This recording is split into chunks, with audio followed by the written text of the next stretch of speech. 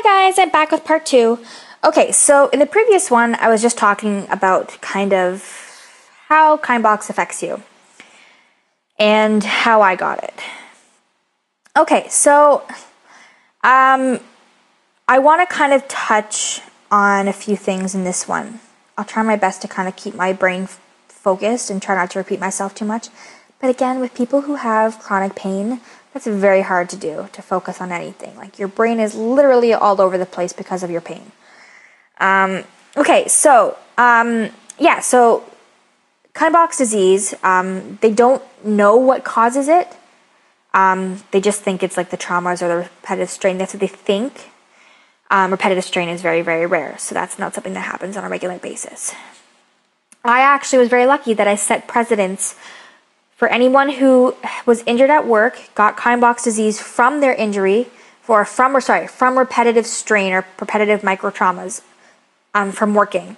So if you actually had this happen and you started noticing this issue at work and you were diagnosed with this disease and you were diagnosed with the microtraumas, repetitive strain, and you are in the process of looking at or seeing how WSIB can help you, because I recommend that you do that because your work is the one who injured you, and now you are in the process of getting surgery and probably not going to be able to work for a while, and you need the income support. You know, they shouldn't be working you as hard as they have to cause this injury. So if you're in the process of doing WSIB, I want to tell you something.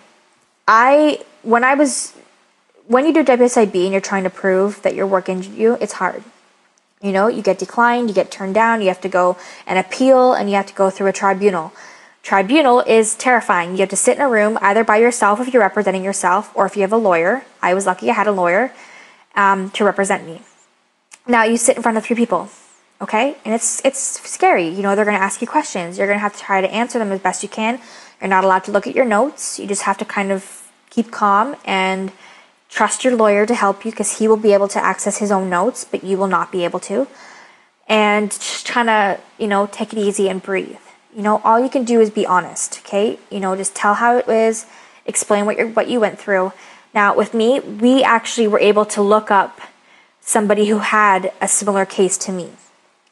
Unfortunately, while we were in the process of appealing mine and going through the tribunal, that particular case that we were referencing got overturned. So now I had nothing to reference to help me win my case. When you're dealing with anything involving lawyers, that's very important that you have something to reference. So I had nothing.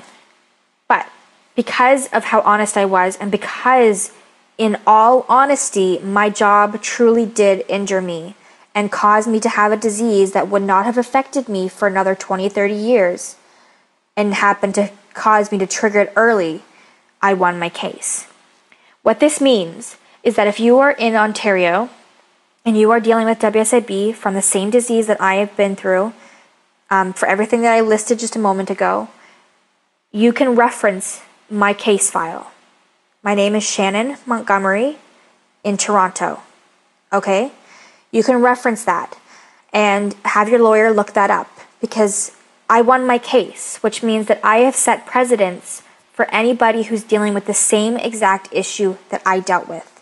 So you now have someone who had the disease, had repetitive strain microtrauma, which is a rare way of getting Kienbocks. So rare, in fact, that they don't have anyone to reference it, but now you do. So, like I said, reference my file, or reference me anyways, when you are looking up. Your lawyer will be able to access my stuff. And then you can tell them that, and you can use me as an example to help win your case. I was very lucky that I won.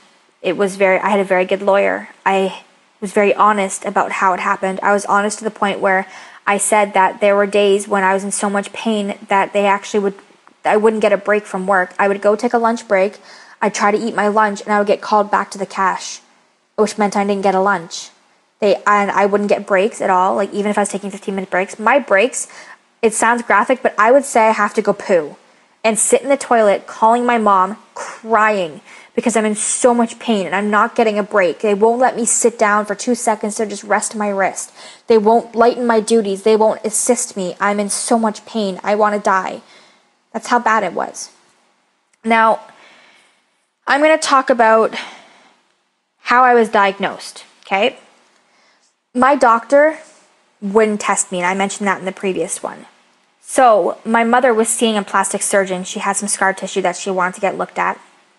And this doctor, he's still actually, if you're in like the, I want to say like, Toronto, Scarborough area, look up Dr. Al Habib. Very wonderful, amazing doctor for scar tissue, for a whole bunch of plastic surgery needs, but also he's actually used to be a hand specialist, and he's the one that got an MRI done for me and saw that my lunate was very sick and dying. He's the one that contacted the surgeon at Toronto Western Hospital named Herb von Schroeder, who is one of the best hand specialists and hand surgeons I've ever known or even heard of. He saved my hand, and in some ways saved my life, because if I had to go through that, I might have taken my life, and that's a sad reality, but it happens when you suffer with excruciating pain. You just want it to end, and you get very depressed. But the point is, he got in contact with that surgeon for me, Dr. von Schroeder. Unfortunately, there was a year-long waiting list. That's how amazing this doctor is, that the waiting list is a year long. And it's just him. Now, he has interns that are very well trained and are very wonderful at their job, and now he's got more help, so it might not be as long a wait.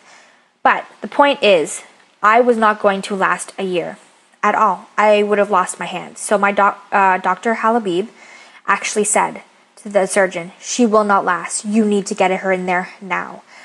Within about 4 days, I had an appointment. I went in. He looked at my wrist. He says, how long have you been feeling pain? I said, about the last 2 months. I've been feeling pain for about 8 months, but excruciating pain to the point where I want to scream the last 2 months. He looked at my x-ray and he said, that's impossible. You would have been feeling pain this whole time, like this level of pain the whole time. And I told him I have a high tolerance for pain. I don't feel pain right away. I feel it probably when things are too late, which is what's happened obviously in this situation. And I've only been feeling it for the last 2 months. He goes, I want you in next week for emergency surgery. We need to take out that bone now. If you don't, you will go from a level 3B to full-blown arthritis and lose your hand or the use of it. There are 5 levels. 1 and 2 are fairly self-explanatory. They're the lowest of the levels. They're treatable. Level 3A, you're in danger zone. Anything 3. 3 is danger zone, period. 3A, you're still treatable. We can still remove it. We can still help you. 3B, you're in emergency surgery territory. We need to save your wrist now or you're screwed. That was me. I was the bottom end. If I had gone even a couple more weeks without treatment, I would have been full-blown arthritis and lost the use of my hand. So when I mentioned in the last video, you need to get tested. Get tested now. Don't wait. Don't never wait. Your health is not important enough. Your health is too important to wait. So that was that. Now, another thing I wanted to quickly say before I run out of time is Kienbocks, I think I might have mentioned it. Kienbocks will stay dormant in your body for quite a few years. Decades even, before you get triggered. If you get triggered early, then chances are that it's because of your work or what you've done. If it's repetitive strain. If it's an injury, you can't avoid that. It happens. I just want to say that treatment is painful. Healing is painful. It's all the time. It can be painful. But it's because it's bone. Bone is painful. It's one of the most painful injuries and recoveries that you'll ever have. Now I'm running out of time, so I'll touch more on the recovery part in the next video, okay? Thanks so much for listening, and I can't wait to talk to you guys part 3. Bye.